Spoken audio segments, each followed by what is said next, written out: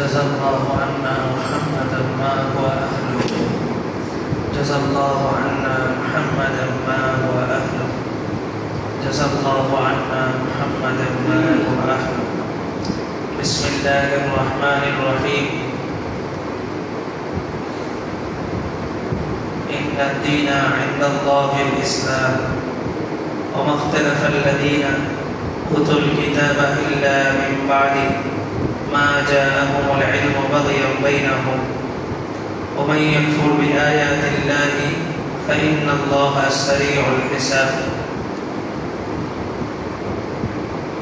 সূরা আলে ইমরান আয়াত নম্বর 19 আল্লাহ তাআলা বলেন ইন্নাদ দীনা ইনদাল্লাহিল ইসলাম নিশ্চয়ই একমাত্র ধর্ম হিসাবে আল্লাহ তাআলার কাছে ইসলাম এবং যারা মতানৈক্য করেছে ওই সমস্ত ব্যক্তি যাদেরকে আল্লাহ তাআলা কিতাব দিয়েছেন মতানৈক্য কখন করেছে মিন বাদি মা জাআহুমুল ইলম তাদের কাছে সঠিক জ্ঞান আসার পর কেন করেছে বাগিয়ান বাইনাহুম নিজেদের মধ্যে বিদ্বেষ হিংসার কারণে ওমাই ইয়াকফুর বিআয়াতিল্লাহ যে ব্যক্তি আল্লাহ তাআলার আয়াতগুলোকে অস্বীকার করে ফাইন্নাল্লাহা সারিউল হিসাব নিশ্চয়ই আল্লাহ তাআলা খুব দ্রুত হিসাব গ্রহণ করেন। গতকালকের আলোচনা ছিল যে আন্ডারগ্রাউন্ডে কিছু মাদ্রাসা আছে সেখান থেকে আলেম তৈরি হয়। রাসূলের যুগে মুনাফিক ছিল, রাসূল ওহীর মাধ্যমে জানতে পারছেন কে মুনাফিক। ওটা সহজ ছিল, বাইচা থাকাটা সহজ ছিল। কিন্তু এই যুগে আমরা জানি না যে কারা প্রকৃত আলেম আর কারা আলেম লেবাসদারি আলেম, এটা আমরা বুঝি না, আর এটা খুব কঠিন। এজন্যই ওই যুগে এবং এই যুগে বাঁচার উপায় হলো ইসলামের প্রথম শব্দ ইকরা, তুমি পড়ো। পর্যাপ্ত পরিমাণ জ্ঞান পড়ার মাধ্যমে অর্জন করতে হবে। তলাবুল ইলমি ফারিদাতুন আলা কুল্লি মুসলিম, প্রত্যেকটা মুসলমানের উপরে পর্যাপ্ত ইলম শিক্ষা করা ফরজ। ফরজ মানে কি? নামাজ যেমন ফরজ এমন ফরজ। ফরজের বিধান সব সমান, ফরজের মধ্যে কোনো তারতম্য হয় না। নামাজ যেমন ফরজ, রোজাও ফরজ, সম পরিমাণে ফরজ। হজ সম পরিমাণে ফরজ। ইলম শিক্ষা করাটাও ফরজ। কতটুকু ইলম? যতটুকু ইলম দ্বারা হালাল হারাম, জায়েজ না জায়েজ, ঈমান এবং কুফর এগুলো পার্থক্য করা যায়, এতটুকু ইলম শিক্ষা করা ফরজ। শিক্ষার মাধ্যম কি? শিক্ষার মাধ্যম, প্রথম মাধ্যম হলো পড়া, নিজে পড়া, জ্ঞান অর্জন করা, একজন উস্তাদের সান্নিধ্যে থেকে জ্ঞান অর্জন করা। এরপরে শাখা প্রশাখা অনেক বিষয় থাকবে, ঈমানের, হালাল হারামের অনেক শাখা প্রশাখা মাসলা মাসাইল থাকবে, সেগুলো আলেম আমাদের কাছ থেকে জানতে। তবে একজন আলেম সঠিক পথে আছে কি নাই এতটুকু বুঝার মতো আপনার পর্যাপ্ত পরিমাণে থাকা লাগবে। যে বলতেছে রাসূল মাটির তৈরি, তার দলিলও কোরআন। যে বলতেছে রাসূল নূরের তৈরি, তার দলিলও কোরআন। যে বলতেছে সুদ খাওয়া হারাম, তার দলিলও কোরআন। যে বলতেছে ব্যাংকে টাকা রাখার মাধ্যমে ব্যাংকওয়ালারা ব্যবসা করে সেখান থেকে ইন্টারেস্ট দিতেছে, তার দলিলও কোরআন। আপনাকে বুঝতে হবে যে কোনটা কোরআন অনুযায়ী হইতেছে আর কোনটা কোরআনের বাহিরে যায় বলতেছে। তো ওইটা বোঝার জন্য পর্যাপ্ত পরিমাণে ইলম নিজের মধ্যে আগে থাকতে হবে।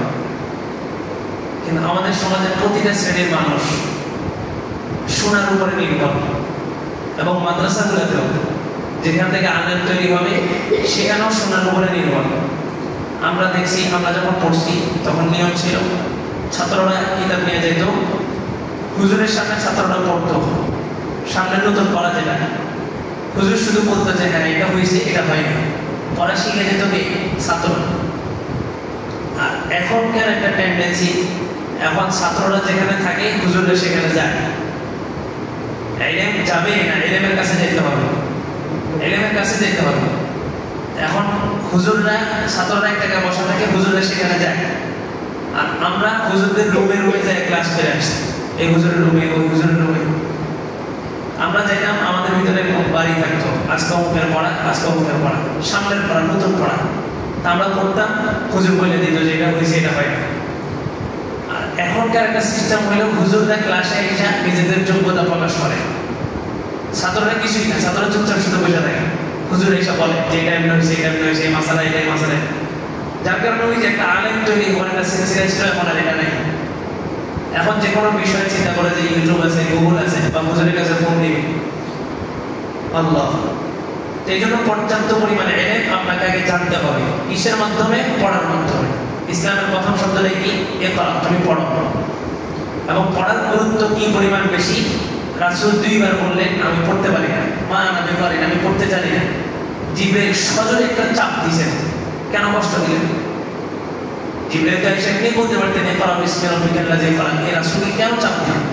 রাসূলকে চাপ দিয়ে বুঝাইছে এই লাইনটাই ইলমে দীন শেখার জন্য কষ্ট, মশাক্কাত এটা নিতে হবে।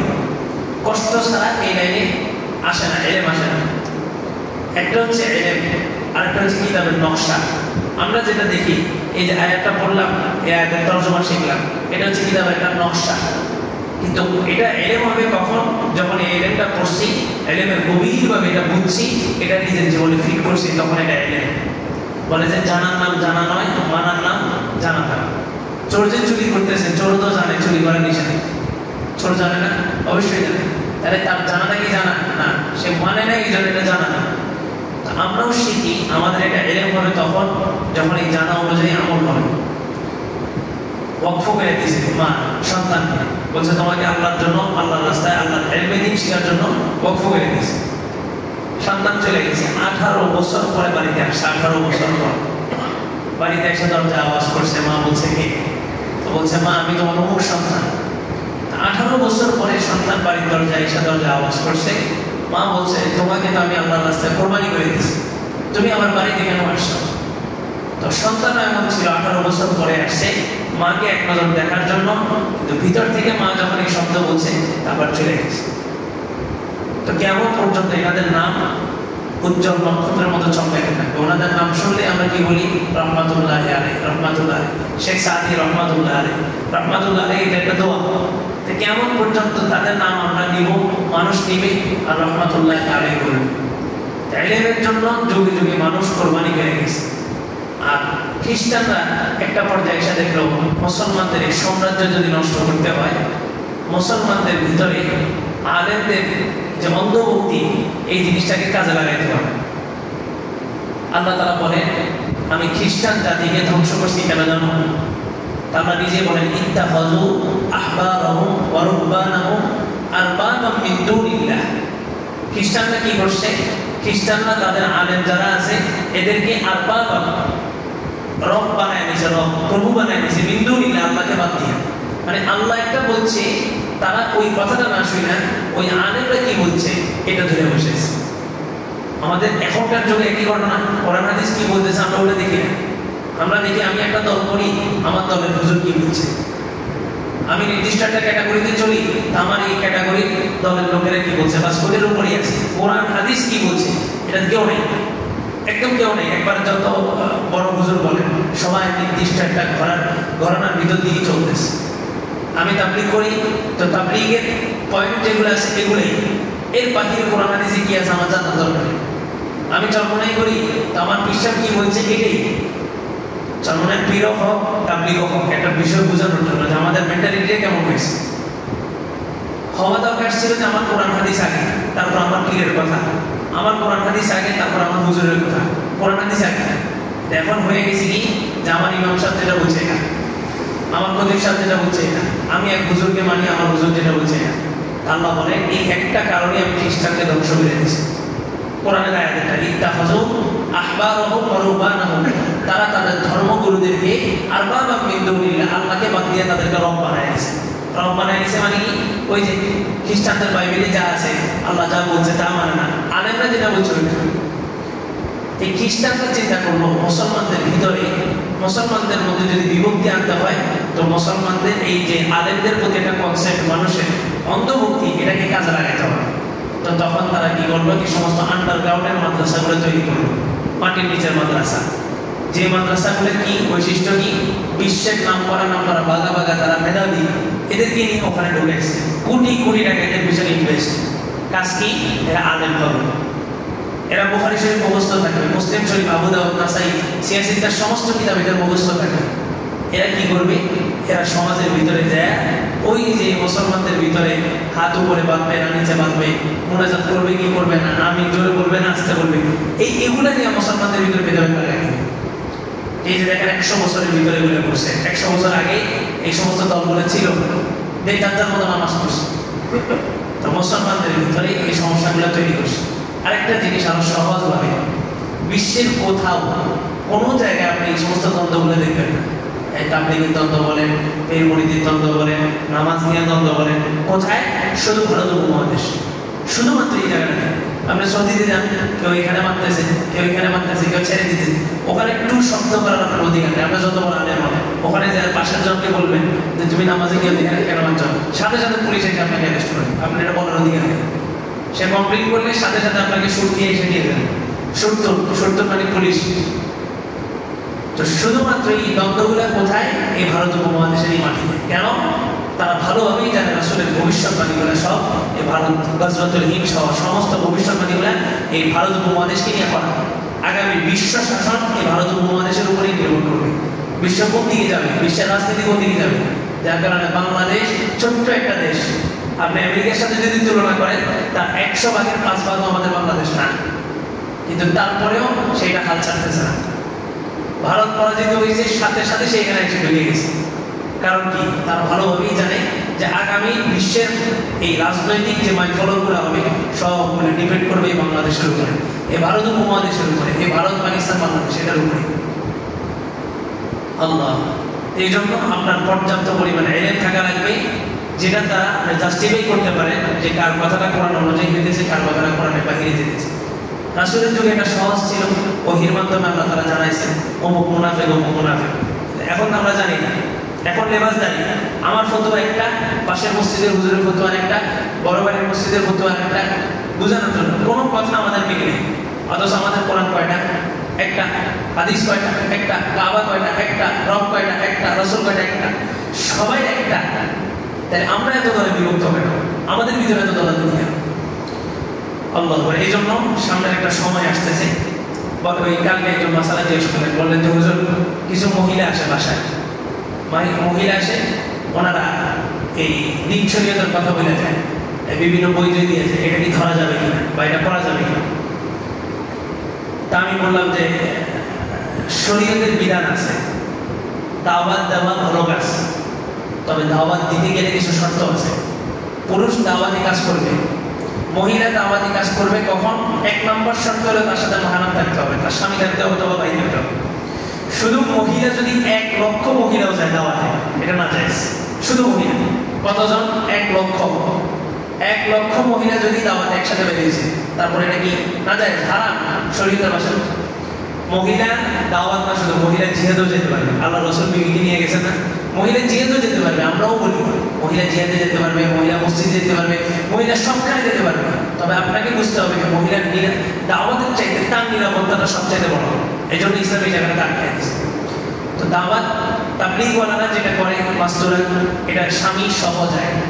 মাস্তুরাতে আপনি যদি তাবলীগের পয়েন্টে বের হন, তো এটা স্বামী সহ যেতে হবে, স্বামী অথবা ভাই। তাবলীগও বাদ দেন, হজেও যদি যেতে হয় আপনার কি লাগবে, মাহরাম লাগবে। হজ যেটা ফরজ, এই হজের মতো ইবাদতেও যদি যেতে হয় তাহলে কি লাগবে, মাহরাম লাগবে। আপনার স্বামী অথবা আপনার ভাই, যাদের সাথে আপনি দেখা দিতে পারেন এমন একজন পুরুষ আপনার সাথে হজে যেতে হবে, নাহলে ওই ফরজ বিধান পালন করতে যাওয়াটা আপনার জন্য হারাম হবে। তাহলে সেখানে দাওয়াতের কাজ 1 জন মহিলা অথবা 2 জন মহিলা অথবা 3 জন মহিলা হাইটা বাড়িতে বাড়িতে যায় দাওয়াত দেওয়া। এটা দেখতে সুন্দর, এটাকে বলে নেক্সুরতে শয়তানের দোকান, নেক্সুরতে শয়তানের দোকান। তো উনি বললেন যে হুজুর চলবো কিভাবে। আমি বললাম যে দেখেন, নামাজের রুকু সিজদা, উঠা বসা, তাসবিহ, কিয়াম, সূরা পড়া, কেরাত পড়া, কোনো কিছুকে আল্লাহর রাসূল বলছেন অমুক দলের সাথে না গেলে হবে না। আপনার নামাজের মাসালা জানেন কিনা, আপনি রুকু দিতে পারেন কিনা, সিজদা দিতে পারেন কিনা, তাহলে আবার অমুককে মানতে হবে, অমুক দল করতে হবে, এটা কেন হবে? রমজানের রোজা রাখতে অমুক দল মানতে হবে, হজ করতে হলে অমুক দল মানতে হবে। তাহলে ইসলামের ভিত্তি পাঁচটা, এই পাঁচটা আল্লাহ রাসূল স্পষ্ট করে গেছেন, হাদিসের মধ্যে আসছে মা বাকিয়া শাইউন ইয়াতাকাররাবু ইলাল জান্নাহ ইল্লা ক্বাদ বুয়িনা লাকুম, এমন কোনো বিষয় নাই যেটা জান্নাতের দিকে তোমাদেরকে নিয়ে যাবে অথচ আল্লাহ রাসূল বলেন নাই। এমন কোনো বিষয় ইসলামে নাই, আল্লাহ রাসূল সব স্পষ্ট করে দিয়ে গেছেন। তাইলে আমার ইসলামের মৌলিক পাঁচটা বিধান মানতে কারো কাছে যাওয়ার প্রয়োজন আছে? মানতে পারতেছি।